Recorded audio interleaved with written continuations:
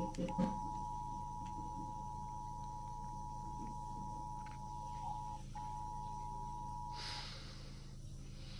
National Weather Service in Lee City has issued a severe thunderstorm warning for central Harris County until 5:45.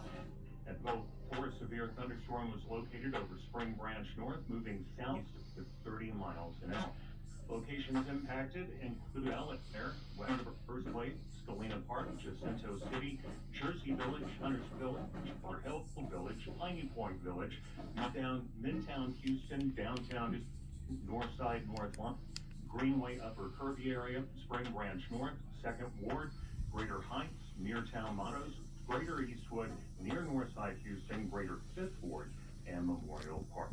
Again, a severe thunderstorm warning is in effect for central Harris County until 5:45.